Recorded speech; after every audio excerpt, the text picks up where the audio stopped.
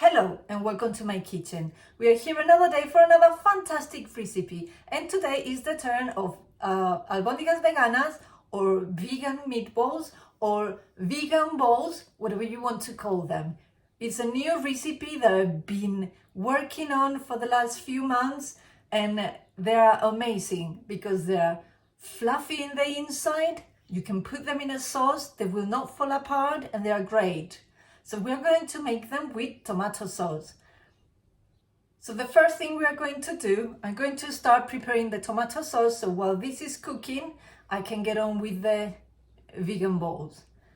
And the way that we start is, we just put a little bit of oil. I use avocado oil. You use the oil of your choice. It's up to you. So we bring up the heat. So once this is hot, we're going to add the chopped onions first. And we'll give it a mix. Let it cook in about medium heat, medium high for a few minutes until they get translucent. We will then add the garlic, chopped garlic, to give it flavor more than what it's gonna have.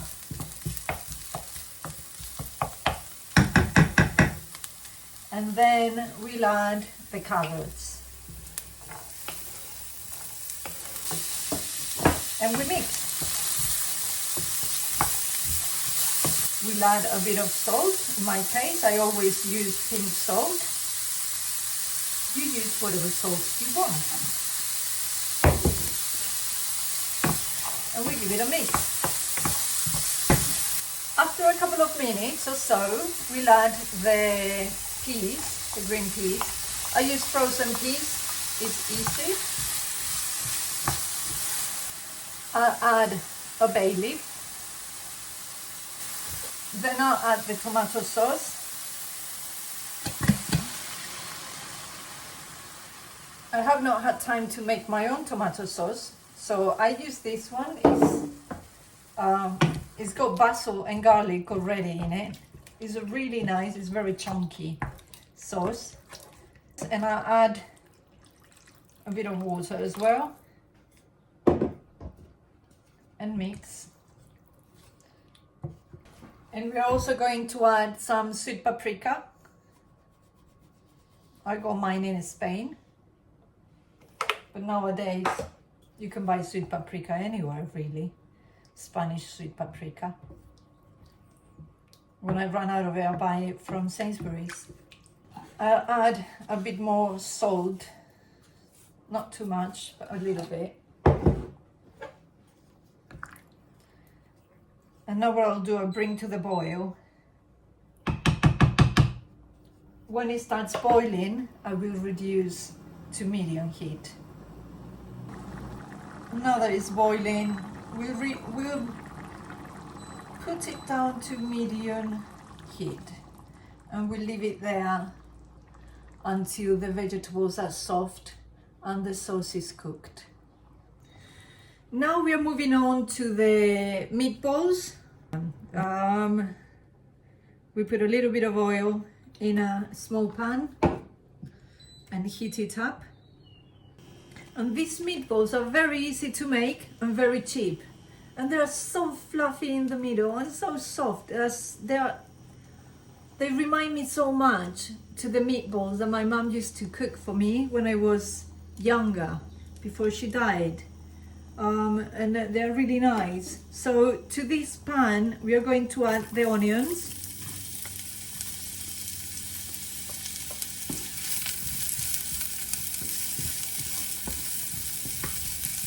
And we'll cook until they're soft. Now I'm going to add the garlic, chopped garlic and chopped fresh parsley.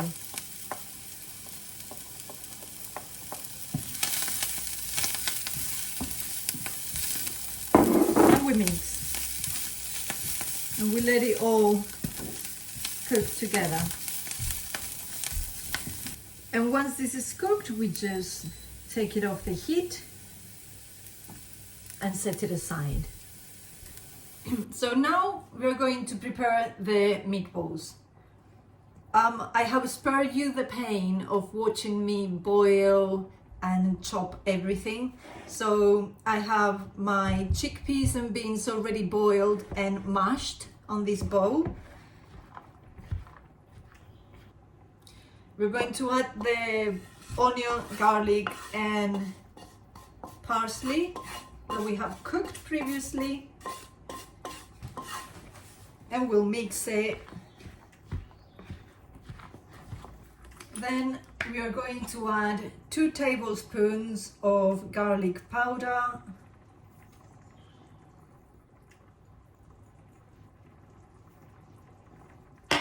you may think it's too much garlic powder, but it's not, trust me, it needs the flavor. And also 1 tablespoon of onion granules or onion powder.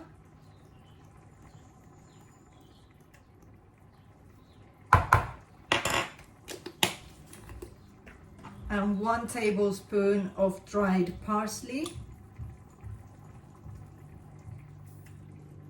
It's going to be really nice. We're going to add some salt.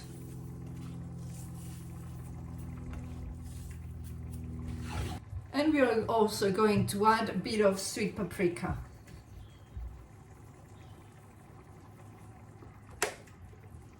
And we'll mix it. Mix very well. Make sure all seasoning and chickpeas are all evenly mixed, so you get flavor in every single bite.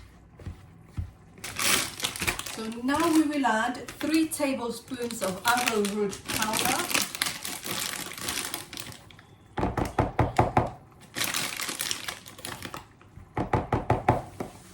We mix it, and what the arrowroot will do is not only nutritious, it will make your meatballs compact so they won't fall apart. Next, like my mom used to do, I'll add some breadcrumbs. Obviously, if you got gluten intolerance, use gluten-free breadcrumbs. I just add a pinch, not much, of them. We mix it. To make them fluffy, my mom used to put milk on them. What I will use, instead of milk, I will use a bit of cream. In this case, I use vegan cream because I'm lactose intolerant, and the cream will make it very fluffy inside, not dry at all. It's like, they're so nice. I don't know how I came up with this idea. I came up with this idea, I don't know how. It's just, one day I woke up inspired and I thought, let me just do this. Let's try it. And everybody loved it. Let me put a little bit more. Makes it really, really, really fluffy and moist in the inside. Now I'll add a little bit of egg, beaten egg, just a little bit. If you're vegan, just use chia seeds, boil chia seeds in water for a couple of minutes, for about 10 minutes, and you will get the same effect as you would do with egg. I'm ovo-pescatarian, so I eat eggs, so I use eggs. Sometimes I use the chia seeds, sometimes I use egg, it depends. So we mix it. I'm going to put some flour on a bowl or a plate, and to this flour we are going to add some sweet paprika, and we'll mix it. Okay, so now we're going to start shaping the meatballs. How will you do? I'm sure you have made meatballs before. You just roll them into little balls. We prepare them to be rolled on the flour and paprika. Usually out of this mix I can get 22 albondigas. Sometimes I make them smaller, sometimes I make them bigger. It depends. But I can assure you, you will not disappoint it with this. They're really nice. I'm making them medium size, so maybe I will get less. I mean, they feel very, see, very moist, soft and everything. So we roll them. We don't want them like too floury. We just cover them. This is how my mum used to make them, but with meat. She would use beef and pork, half and half. And she would roll them in this. She wouldn't add the sweet paprika to the flour. I do, I think it gives the extra flavor. Right, so once that we have rolled the albondigas, we're going to brown them, make them a bit golden. This is how my mom used to do it. Some people don't want to or don't like to give them color on the pan. They put it in the oven. I have never tried them like that, so I don't know. I do it like this. We just put them in the pan. So we put it in high, medium high, and turn them as we go. So now we're gonna turn them because I'm pretty sure they are toasting. See?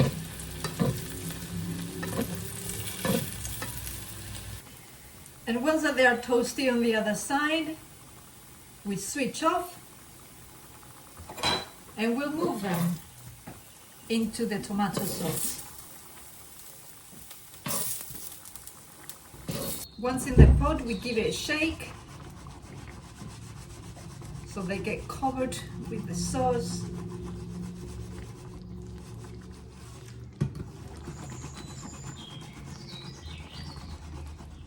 And give it about 3, 4, 5 minutes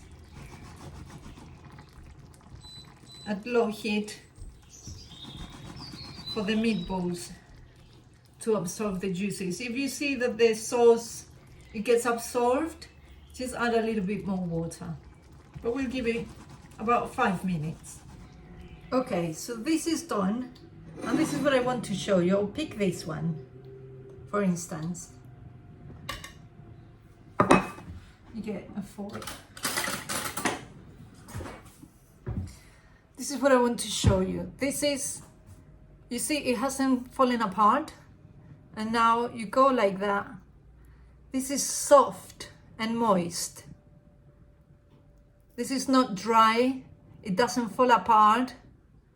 It's amazing. So you get a bit of sauce, bit of meatball.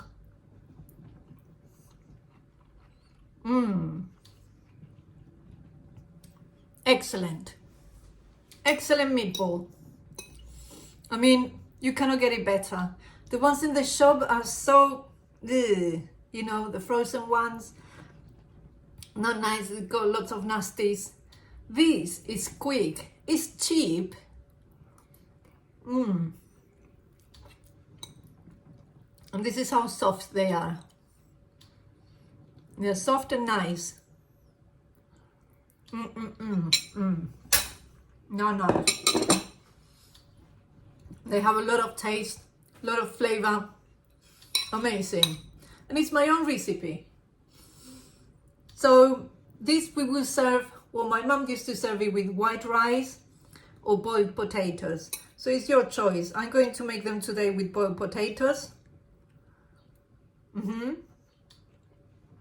It is our dinner. I'm super hungry and I'm looking forward to this. So are my kids. I've been hanging around. And anyway, I hope you give it a try, my new improved recipe, and you love it.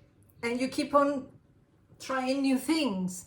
Even if you're a meat eater, if you want to reduce the amount of meat that you eat, this is amazing and cheap and tasty and full of proteins and vitamins and all the good things that we all need. But anyway, I'll see you on the next video. Keep on cooking. Bye.